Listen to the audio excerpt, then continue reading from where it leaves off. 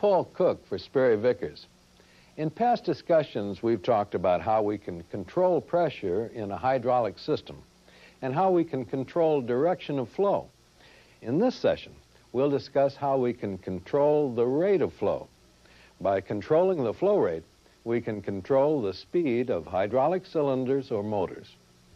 To start, let's use a simple circuit, but include our old friend, the relief valve, to provide overload protection in case anything goes wrong. In this instance, the cylinder speed is determined by its size and the flow rate from the pump. A larger diameter cylinder would hold more oil and take longer to complete its stroke. A smaller one would, of course, move faster.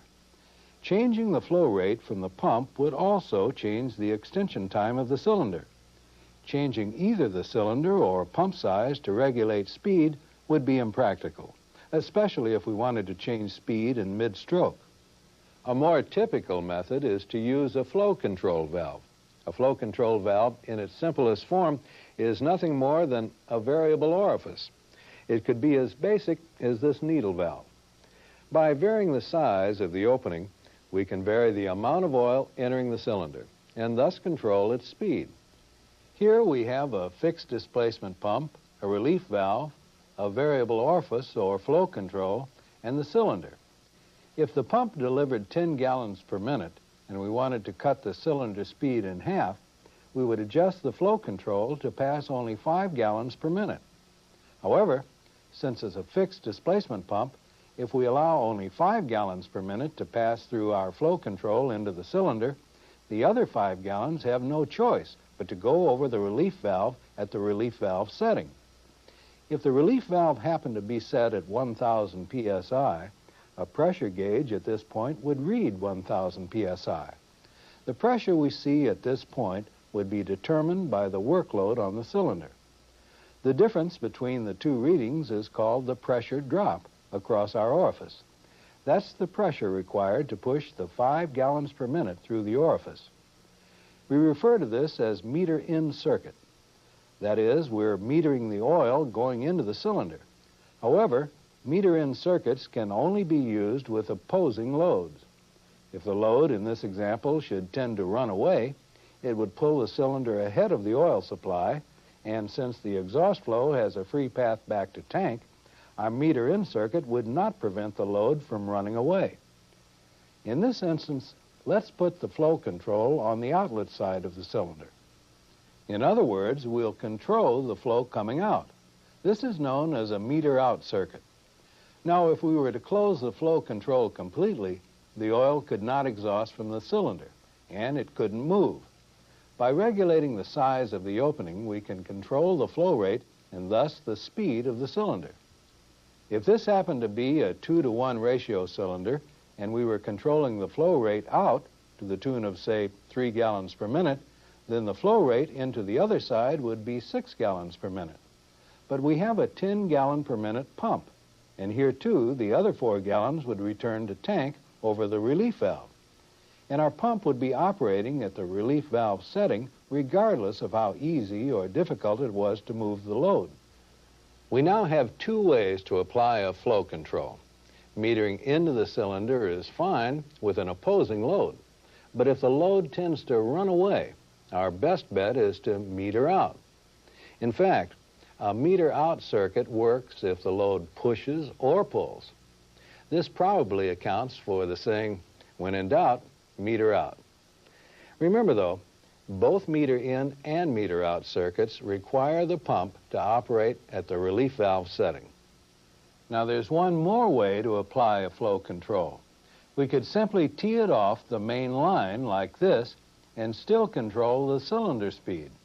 For instance, with the flow control completely closed, the full 10 gallons per minute from the pump would go into the cylinder. However, the moment we begin to open this up, we begin to bleed off some of that pump delivery, and the cylinder starts to slow down. So, by adjusting the size of the opening, we can bleed off any amount necessary to control how fast the cylinder moves. This is known as a bleed-off circuit. In this case, unlike the meter in or meter out, there is no excess flow going over the relief valve, and our pump operates at only the pressure that's needed to move the workload on the cylinder, and this saves energy. The bleed-off circuit will not prevent it from running away. As with a meter-in circuit, we'll have to use it with opposing loads only.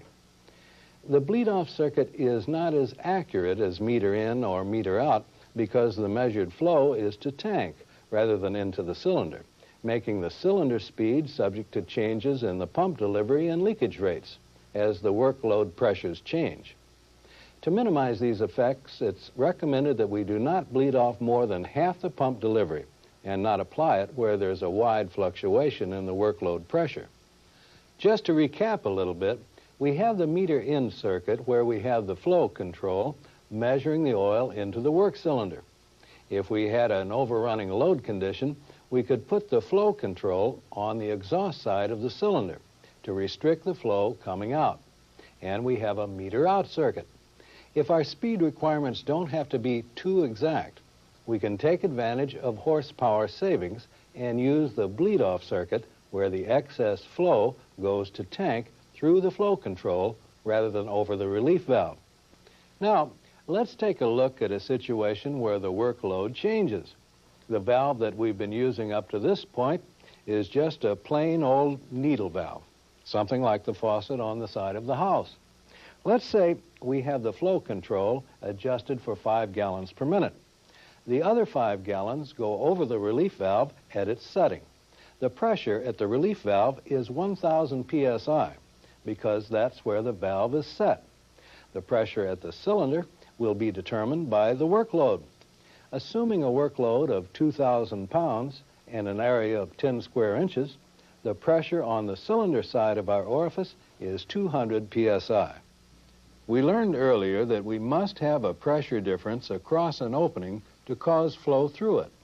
And in this case, with pressures of 1,000 and 200 psi, we have an 800 psi pressure difference.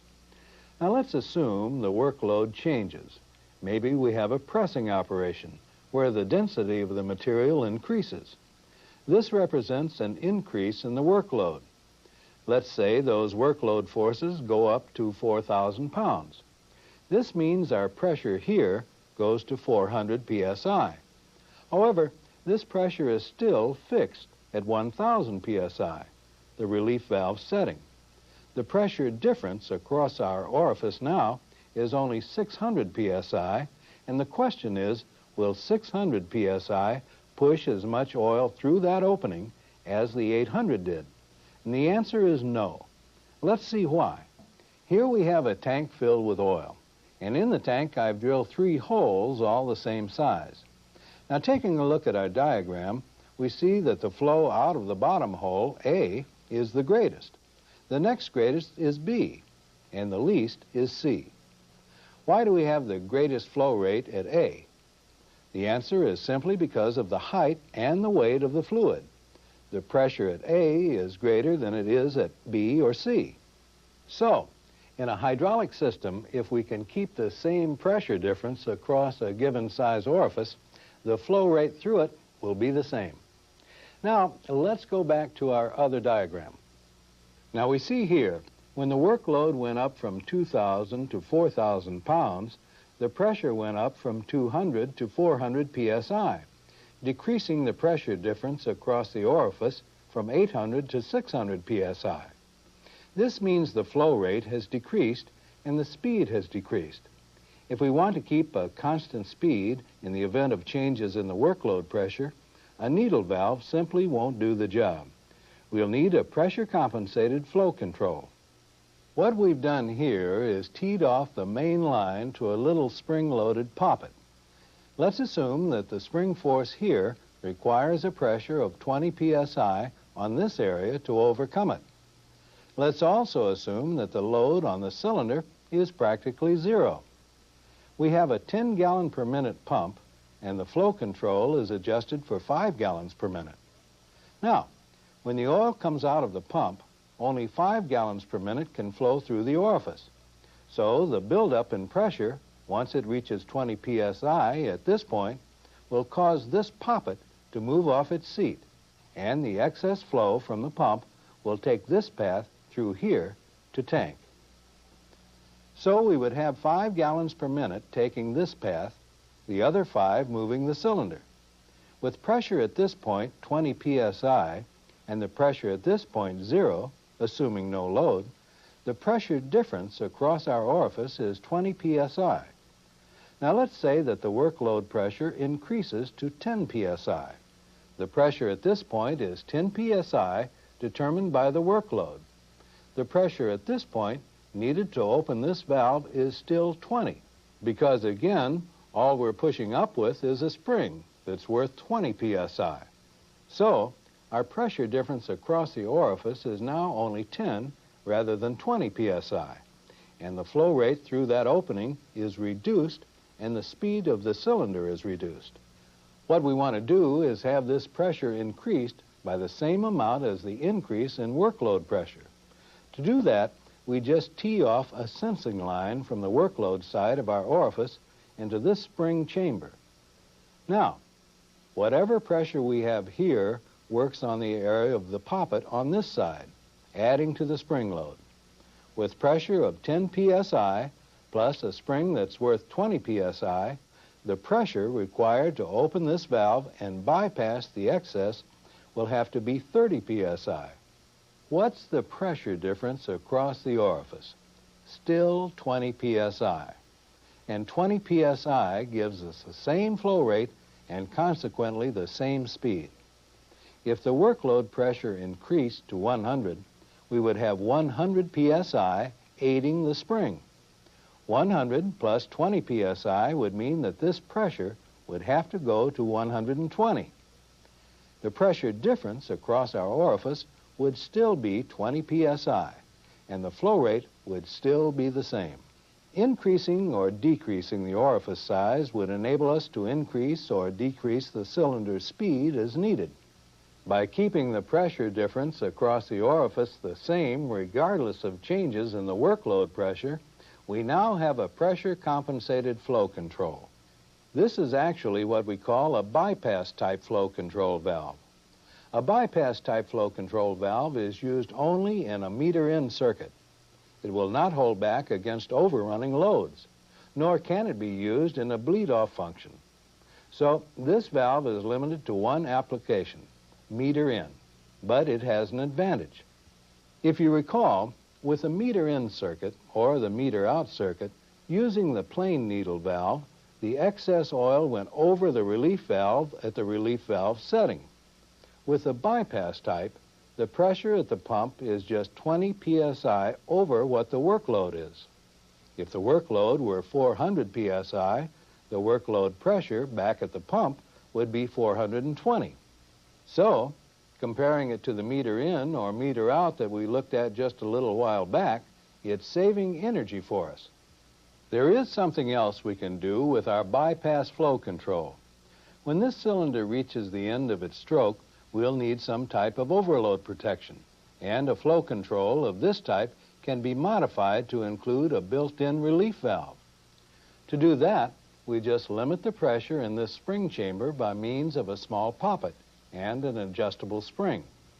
If I set this for 980 psi, it limits the pressure in the spring chamber to 980. Add to that the 20 psi for the spring, and the most pressure we can have once the cylinder reaches the end of the travel is 1,000 psi. So we could put this all in one package and have a combination overload relief valve and pressure compensated flow control. Because of the relief valve, it would have to be mounted between the pump and the directional valve, which we haven't shown here. It has the advantage of saving energy in that it doesn't operate at the relief valve setting when we're controlling speed. The disadvantage is that it can only be used in meter-in applications because the excess fluid is bypassed directly to the reservoir. Now, let's take a look at a pressure-compensated flow control that can work in a meter-in, meter-out, or a bleed-off function. Here, too, we maintain a constant pressure drop across an orifice, but in a somewhat different manner. We call it a restrictor type. It can be used in all three applications, meter-in, meter-out, and bleed-off. This spool will move up and down in response to workload changes to keep the pressure difference from here to here constant. So we'll call it the compensator spool. The adjustable orifice controlling the flow rate into the cylinder controls speed, and we'll call it a throttle. Up here we have our old friend, the 20 psi spring, holding the compensator in the open position. If the pressure underneath this spool reaches 20 psi and tries to exceed it, the spool will move up, tending to close off flow into the valve. Again, let's assume we have a 10-gallon per minute pump and we only want 5 gallons per minute into the cylinder. When we turn the pump on, flow through the throttle is restricted and pressure builds up here and under the compensator spool, moving it up against the spring. As it moves up, the opening gets smaller, and as it gets smaller, it restricts the flow rate entering the valve to what 20 psi can push through the throttle. In our case, 5 gallons per minute. The excess flow again must return to tank over the relief valve. If the relief valve were set for 1000 psi, the pressure at this point, when we're controlling flow rate and speed, would be 1000. The pressure at this point would be determined by whatever the workload is. If the workload pressure were 100 psi, we would have 100 psi here, and we'd have 1000 psi here. Now, how much would we have here? Well, let's take a look. We have a sensing line from the workload side of the cylinder, and whatever pressure we need to move that cylinder adds to the 20 psi spring. So the pressure here will always balance out the spring force plus the workload pressure. We have 100 psi plus a spring that's worth 20. So the pressure at this point will be 120 psi. The pressure difference across the throttle is 20 psi, and the flow will be 5 gallons per minute. If the workload went to 400 psi, this would go to 420. Now, what's the pressure difference? Still 20 psi. And the flow rate? Still 5 gallons per minute. And the speed remains the same. Now let's take a look at a flow control that has an additional benefit. We all know that the temperature of oil affects its viscosity. We can get more hot, thin oil through an orifice at a given pressure than we can cold, thick oil. Any change in the temperature of the oil changes its viscosity, which in turn changes the rate of flow through our flow control and the speed of the cylinder. Now here we have a drawing of a pressure-compensated flow control with a temperature-compensating throttle. Its operation is essentially the same as the previous valve. Here's our compensator spool.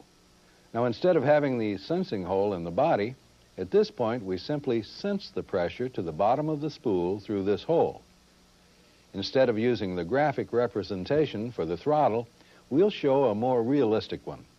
It's sort of a cup-shaped device with V notches for better metering.